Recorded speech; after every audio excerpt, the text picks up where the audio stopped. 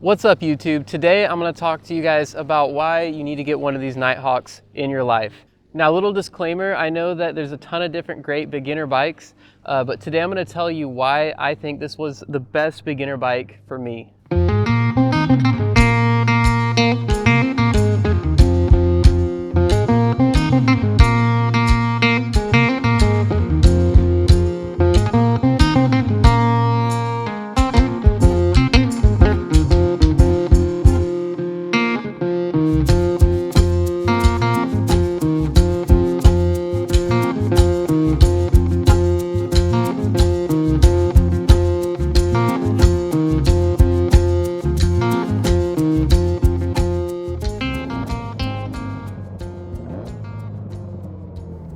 All right, so why should you get a Honda Nighthawk?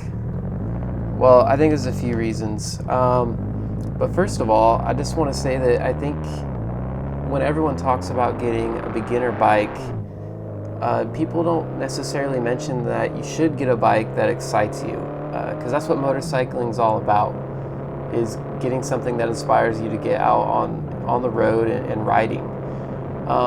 Having said that, you also don't want to get something that's too crazy powerful. At least for me, I did start on dirt bikes, but when I was learning to ride on the street, and I still am, I didn't want something that was going to be intimidating or too intimidating to ride while I'm trying to learn how to ride in traffic. So having said that, if you're new to riding on the street, definitely take your MSF course. I did. I learned a lot, get to ride different bikes. But once you get to that point and you want to get your first bike, make sure it's something that makes you want to get out and start riding. And that's totally what I found with the Nighthawk. I wish I would have found out about the Nighthawk earlier, because I've been looking for a bike that had an inline 4 that wasn't too overpowered for my beginning level of riding. And this bike has about 70 horsepower, probably about 60 to 64 at the wheel, and it's not too intimidating to ride. Yeah, it does definitely have a power band that picks up around 7,000, but you really have to rev it up there to get there. And this thing is super nimble and pretty unintimidating to turn and to get up to speed without having to go too fast. Personally, I love the look of 80s motorcycles. I love the square headlight. If that's not your thing, you can get a 90s Nighthawk. They made a ton of these things, and that's also why they're so great, is they made so many of them. But I had to have an inline 4, and I mean, just listen to this thing. I think it sounds great. I don't feel the need to put a slip-on exhaust on it. I think it sounds great just the way it is. I definitely haven't got bored of riding it and listening to the way it sounds. I've been riding for a couple of months and I still think this thing sounds awesome. Now, if you're into customizing bikes, I've seen some really cool custom bikes. I'm going to link one down in the description.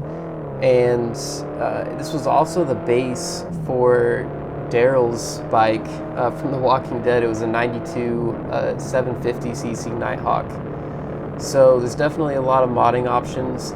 I'm a big Honda fan, obviously. If you've been watching the channel, you know that. And I wanted a classic CB, but they're just so expensive. I feel like I've seen them for $2,000 and they're just rusted out of their minds and crusty. You know, not that I wouldn't be open to a project later down the road, but I wanted something I could buy and just be able to ride.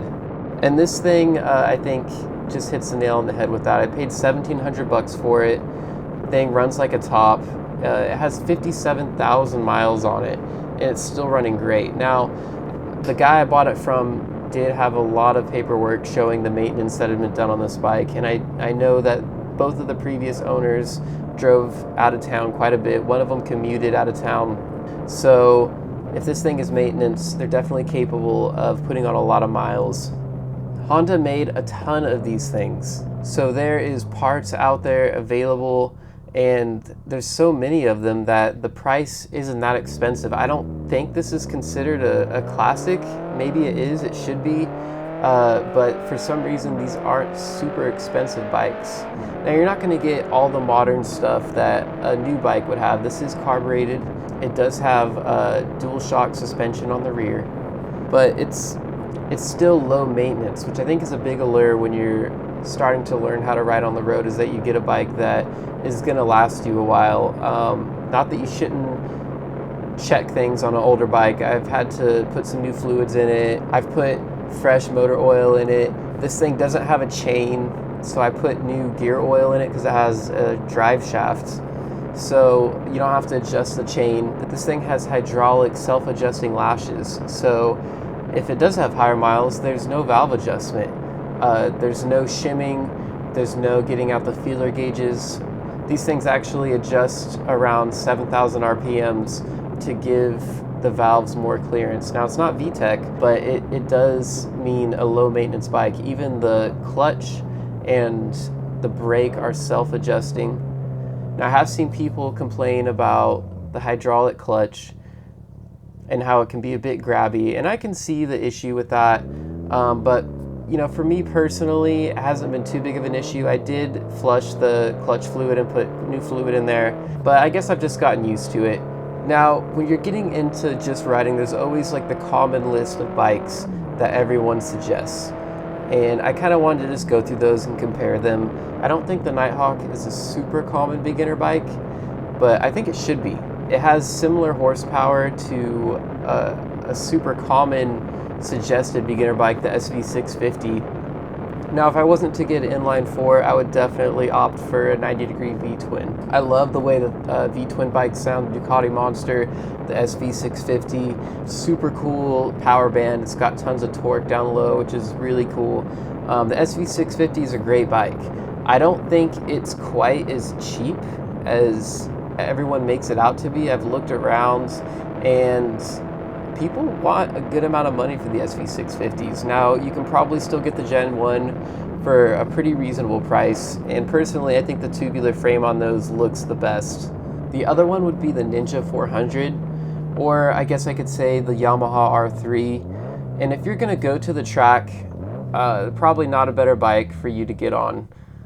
But for me personally, I'm wanting to ride around town and just do a little commuting to work. I didn't want clip-on bars. So having that upright position was something that was definitely important to me. I did switch the bars on the Honda Nighthawk. I put other Nighthawk bars on it. Now the 550 comes with some bars that hang back quite a bit, so if you're a taller rider, you may want to get some newer bars. I got mine just from the 84 year model, just 1 year after mine, and that's what you're seeing right now. They're just more regular forward bars, and they stretch my arms out a little bit more, and it's definitely a more comfortable position. The other common beginner bike, if you're a Harley fan, of course, is the Sportster, and if you're a Harley fan, there's probably no replacement. I have ridden a few different Harleys, and I have a lot of good things to say about them. The riding position is pretty good on the Sportster. I don't necessarily like the rake of the forks, just because I feel that this bike is a little bit more nimble. But if you're into customizing bikes, there's definitely no other bike that has more parts available for you to customize it, and they're really easy to work on.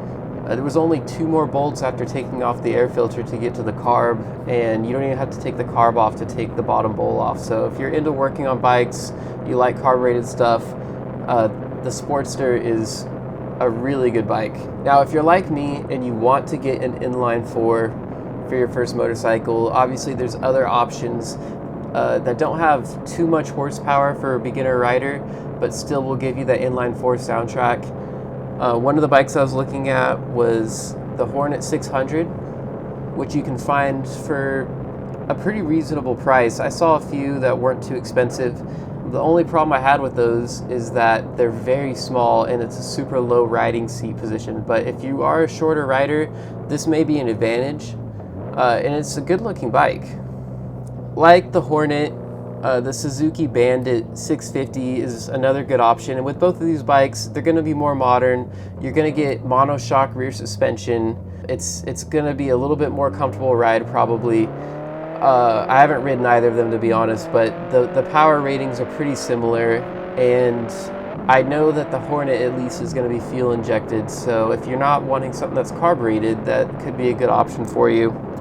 I've also seen Yamaha FC6s that people turn into naked bikes, which I think is super cool. They look really good. This one is going to be definitely a pricier option out of the three that I just mentioned, but super good looking bike. And again, you're going to get a more modern look and feel. Now, when you get your beginner bike, I did say at the beginning that it should be something that inspires you, but at the same time, I don't think that you should give up on your dream bike. Maybe it just shouldn't be your first bike. Personally, one day I would like to own a Honda Hornet 919, even a Honda Super Hawk, which is another V-twin bike. It's just that these bikes have quite a bit of horsepower, and I didn't necessarily want to start on something that was going to be intimidating to ride, but that doesn't mean that it can't be a bike that, you know, you can still get in the future. But overall, guys, I love riding my Nighthawk. It's something that I look forward to getting on. I love the looks of it. I love the sound of it. It gets about 42 miles to the gallon, and I ride it somewhat easy around town. I'm not riding super spirited, if that's the right way to say that. But I think it's a super fun bike. It's got a 4-gallon tank. I think it's 3.3 gallons for the primary and 0.7 gallons for the reserve. The only problem that I have with it is after changing the bars that I didn't like, now the mirrors are too far in, as you probably noticed throughout the video. So I need to get some longer mirrors. Not that they're completely unusable, but if you are someone who is taller and you don't want the bars to be leaned back, then definitely check out the Honda Nighthawk S. And I believe they started that in '84. It's a 650. It's very similar to the 550 engine, except it has a longer stroke, but it's still going to have the hydraulic lashes, self-adjusting, a lot of the similar spec stuff. But you are also going to get dual disc front brakes and a gas gauge. So it has a couple other goodies if you get a little bit newer model.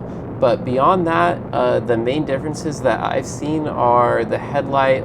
You know, the tanks are different shapes, and it just keeps getting bigger in cc's. So during the 80s, there was a tax put on bikes that were imported.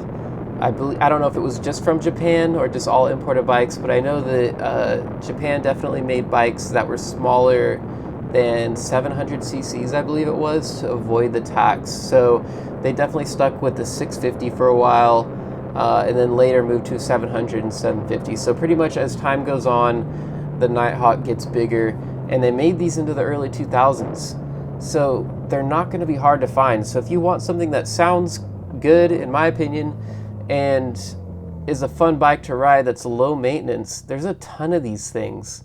And I wish someone would have told me about them earlier. I wish I would have found out about them rather earlier, because I think this is a great entry-level bike that doesn't cost too much, which is a good thing for your first bike. Is a lower maintenance bike and is probably going to give you a great time riding out on the road. So this might be the right bike for you, and that's why I wanted to make this video, is for you guys to check out what the Nighthawk can do for you, and hopefully you're not overlooking it if you're still looking for your first bike, because this thing is pretty awesome. Well, that's all I got for you guys today. Thank you for watching. Please subscribe and like. Most people who watch these videos are not subscribed, so it really helps out the channel if you could give it a click, and I'll see you guys in the next one.